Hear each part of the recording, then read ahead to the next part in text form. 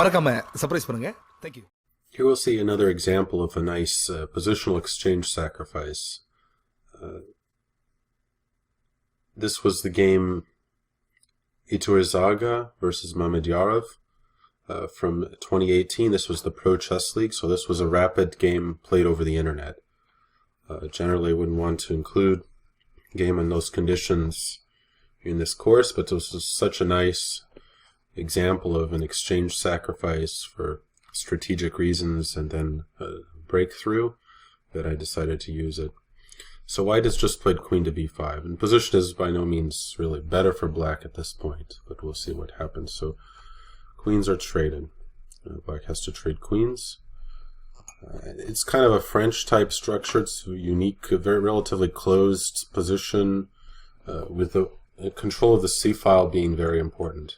Obviously, both sides will fight for this. Both sides are occupying it, and both rooks from either side can fight for this file. So what determines who will win this file is the presence of outposts.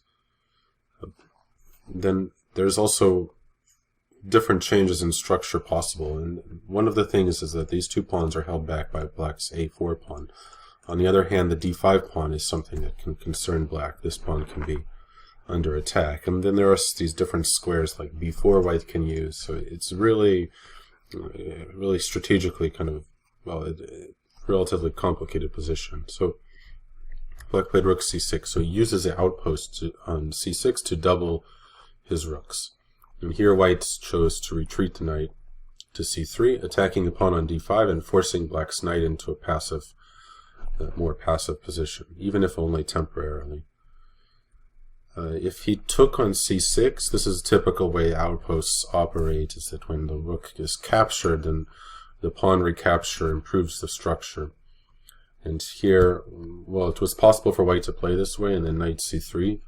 Black has gained the open b file, and he's solidly defended d5. The c6 pawn is backward, but it can be defended. It can even be advanced in some cases, but having to defend the a pawn kind of constrains black here. But nevertheless, it's a somewhat better position for black. He has different plans possible. First thing would be, of course, to bring the king over to defend. Then one plan is to bring the knight to b6, and then from b6 to come to c4, putting pressure on b2. Other possibilities include pushing c5 at the right moment to gain play in the center, then followed up with the d4, or some sort of play on the king side is also possible. H6 and g5 and f4. So white faces a number of problems, and he doesn't have a whole lot of his own play. He can go knight a2 to b4, but black will generally be able to just guard c6 sufficiently, or even play c5 and then after taking put the knight on d3. So it's a little bit worse than for white, but probably possible. You might ask what if white does the same, rook c3. Well, here rook a5 with this tactical detail would force white into the same kind of position, because the knight's under attack. He would have to take on c6 anyway, more or less the same thing. Instead, white doesn't appeal to white, so he played knight c3.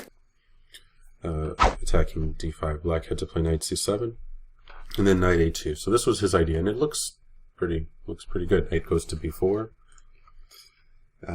which will keep an eye on d5. Will block any possible threats to white's pawn on b2. Will disturb the rook from c6.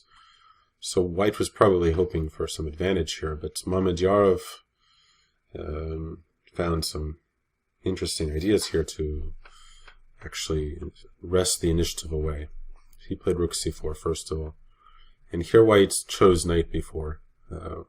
Just continuing with his play, he sees that black is going to back up the rook by b5, which is what happened, but his plan was then to bring the knight to e5, where it's annoying, and try to trade off the rook on c4, force it to trade, and allow white to gain the c file.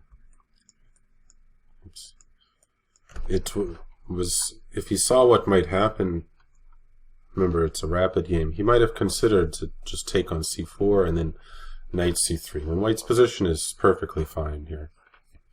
If it were a little bit more that black somehow already had the king on d6, let's say, and played b5 and rook b8 and knight d5, this is a threatening plan. Of course, white can't sit here and do nothing. Black's plan is just bring the king, b5, protect the pawn, and knight d5, maybe eventually b4.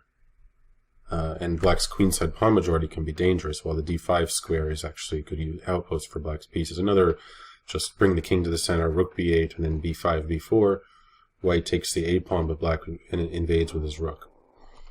And when the knight takes on a4, also black knight can go to d5 and control c3. So if white can just sat here and did nothing, it could actually be very dangerous. The structure is kind of dangerous for white, despite his protected passed pawn, because black can blockade it. But white has, after king f6, for instance, or almost any other move, he can play f3, which changes things a little bit and opens things up. White's rook gains possibility to invade, and black can't carry out his plans that I was saying just now in any kind of tranquility. So white is absolutely fine here, and I think I would even slightly prefer the white side, this position. Takes, white takes for the king, let's say, for instance. Can follow up at the right moment by e4, maybe g4 as well. And it's not easy for black to do all those things like rook b8, and white will get counterplay e4, for instance. So, however, Iturrizaga played knight b4. So b5, black supported his rook. And now knight c6. So it's still possible to take on c4 now, but black gains a couple of things. First of all, maybe the knight is not as good on b4. If d takes c4, okay, it's possible, but also can take with a b pawn, which is probably the safer one. This position, f3 doesn't have as much effect because white will not carry out e4 then. And black can make some maneuvers such as rook b8, rook b6, bring the king to protect to d6, and then eventually knight a6 to drive the knight away from b4. And once this knight is exchanged, then he will, or driven away, then he'll occupy b file with a rook, put the rook on b3, pressure b2, and white will start to be driven into passivity. So that's okay, but obviously, having not taken on c4 the previous move, white probably wasn't going to this move either. So he played knight c6. Clearly he follows up with knight e5, and what's black going to do about the rook? Well, Mamedyarov had a good answer. He just played knight e8. The knight is badly placed on c7. It needs to move somewhere else. Now, if the knight returns to b4, black is ready to guard d5 with the knight, for instance. White played knight e5, saying, okay, if black takes on c1, obviously rook takes c1, and black's position is very bad. Everything has gone wrong for him. The knight is on an invulnerable outpost, and white occupies the open file. Position is virtually lost for black. Actually lost, I would say. Otherwise, passively trying to hold the file with rook c to c8 could run into problems eventually, or even maybe immediately, rook to c5, and white starts to use his outpost. But of course, Mamedyarov had no intention of moving his rook. He played h5, just leaving the rook on c4, sacrificing the exchange. But he will get the b file as a result, and the position will be so closed that the rooks will not be superior to the knight. So this h5 was to make sure that white can't take the rook and then play g4 and open files on the king's side to use his rooks. So he locks things down there and says, okay, take my rook.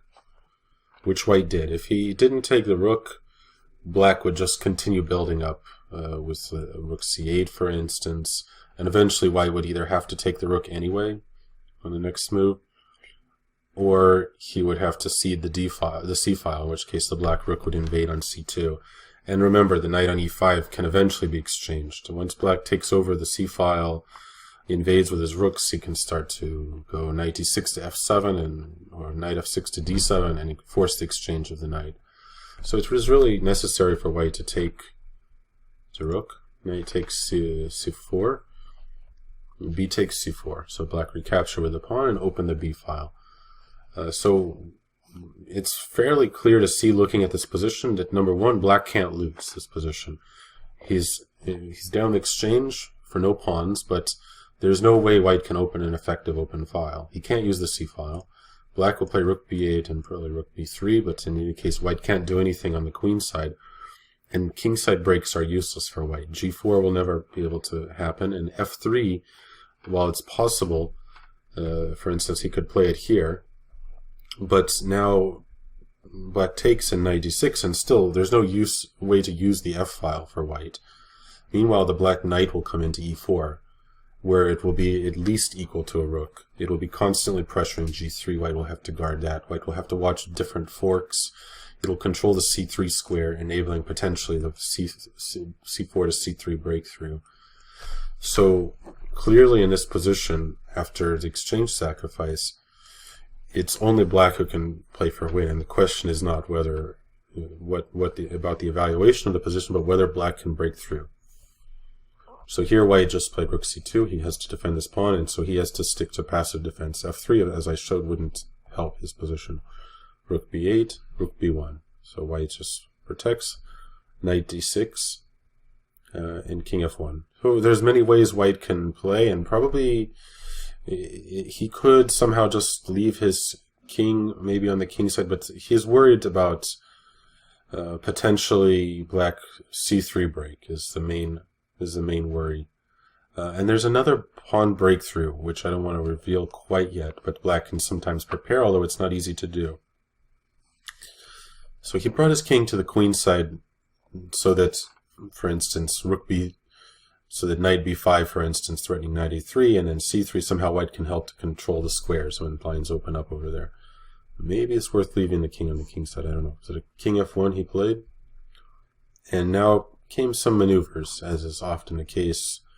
There's no hurry here for black. There's nothing white can do. There's no chance of white breaking out here and suddenly starting to show the power of the rooks. They're just restrained, and as long as black doesn't try to do something abrupt, the nature of the position isn't going to change. So there's no harm in maneuvering.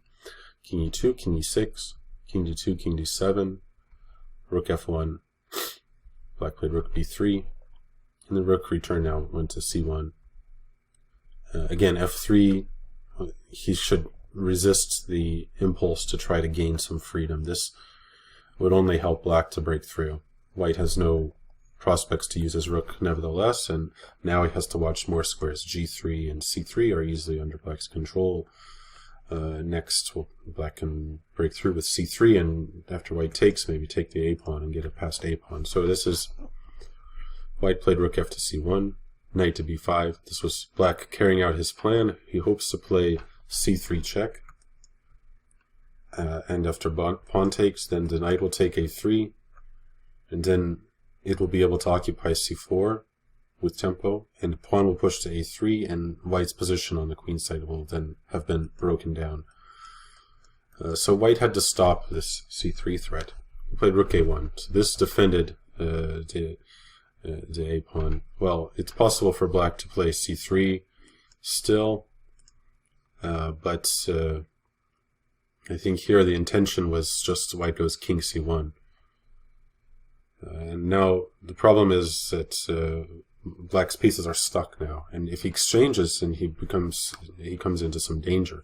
So cb, rook takes, for instance, and trading rooks is now suddenly position is opened up and black can lose. So meanwhile, if rook takes a3, then now takes and white's rook breaks in. Let's say with rook b6, rook b7, and the a-pawn will be stopped, while the white rook will take black's king side. So you have to be careful, obviously.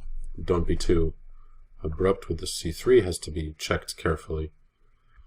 So black played king c6 first. He maneuvered some more. King c1, king d6, king d2, king e6, king headed back to the king side, king e2, king f6, rook a2. White continued keeping his passive defense. King e6, rook a1, king d6, black headed back. Maybe he's looking for a way to break through. Maybe he's lulling his opponent into a sense of into kind of a sense of that he's relaxed, that his draw is not far away. Also, he's most likely gaining some time on increment. But now finally black changed his plan and started to carry out a maneuver with his knight. It wasn't possible to go c3. This c3 was no longer working. Now instead black brings the knight, and he has an idea. Rook a1, knight e8, rook a2, knight f6. Here perhaps, okay, rook c3 white played, driving the black rook back. He can't exchange. Rook to b7. And here perhaps if white had discovered black's idea, he might have been able to hold. I think that if he understood this kind of very Byzantine idea of black's to push for a win and actually to achieve it, then it was possible to prevent it in advance. So he played rook c2, but it looks like rook c1, knight g4, rook h1, stopping the black knight from getting to h2. And I haven't seen a way for black to break through here. Of course, white has to constantly be careful, but for instance, rook b3, rook h3, and white's just going to move his rook back and forth from h1 to h3 while the black knight is on g4, stopping knight h2 to f3. Now, it's a little hard to imagine, especially in a rapid game, that you have to stop such a move as knight h2, and what can the knight actually accomplish on f3? Well, we'll see that in a second. But I don't see a real way for black to break through here. Always pushing c3 is a little too dangerous. Black could try to bring his king up and then push c3 and come to c4 and take a pawn with his king, but usually when the king goes far away, white has, when the king goes over there, white will then, when c3, white will be able to somehow play rook c1 at the last moment. Meanwhile, g5 doesn't achieve anything, white will just take it. If when black's king, let's say, is on f6, black takes back, but it doesn't change anything that I can see. I haven't seen a way to break through here, although maybe it's possible there's something, but white played rook c2, now came knight g4. Now there's no stopping knight h2 to f3. Well, okay, it doesn't seem like the knight can really achieve much on f3, but there is something it can do.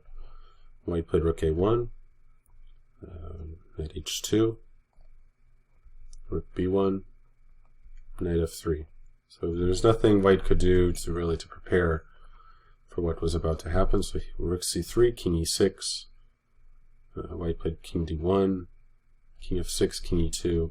Okay, it was useful for the black king to go to f6 first. There's no stopping black's plan. And now came the breakthrough, f4. It's a very beautiful way of breaking down white's structure. Required that the knight first have gone to f3 so that it keeps an eye on both h4 and f4. Either way white takes, black will take one of the pawns. And there was no way white could guard both, actually. So we can go back and let's say this position.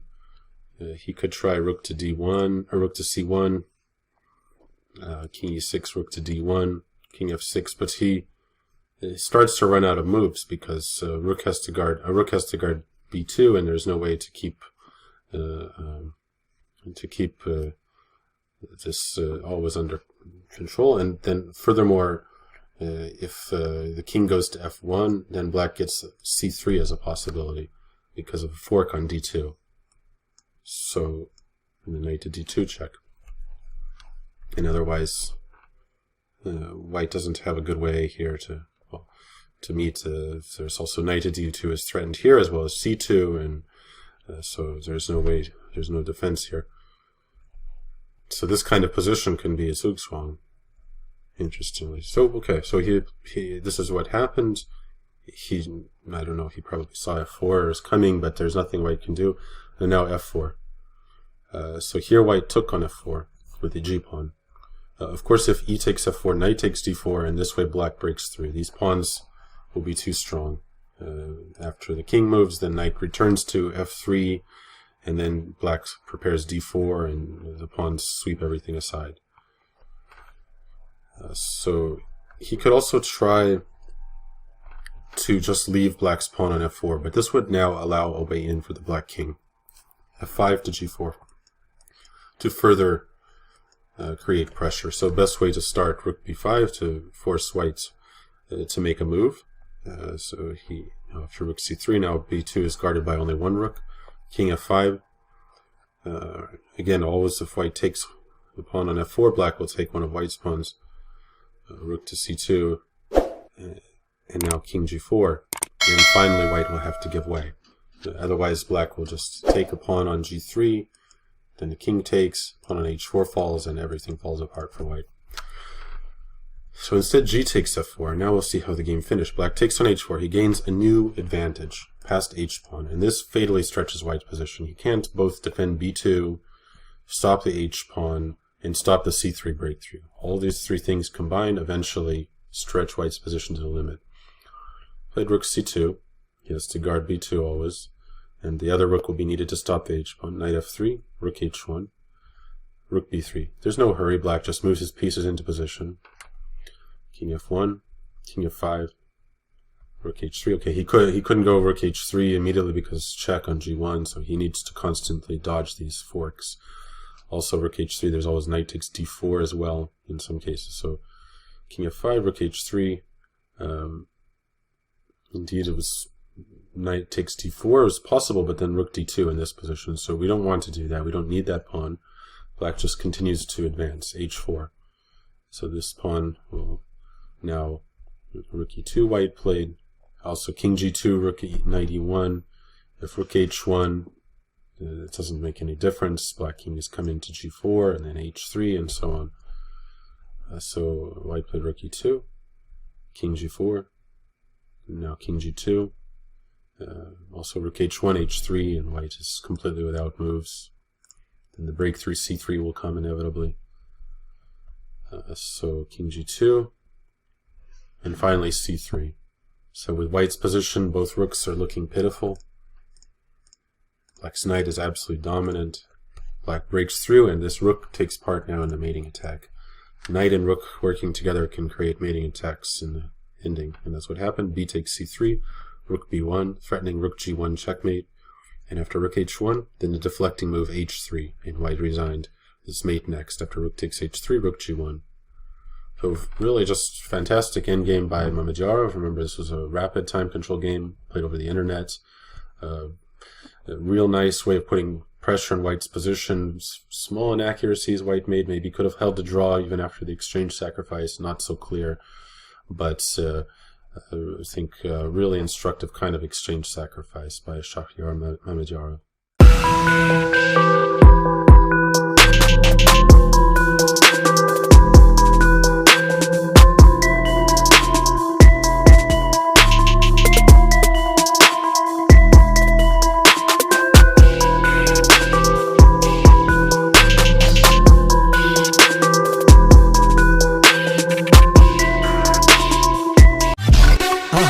மறக்காம surprise பண்ணுங்க. Thank you.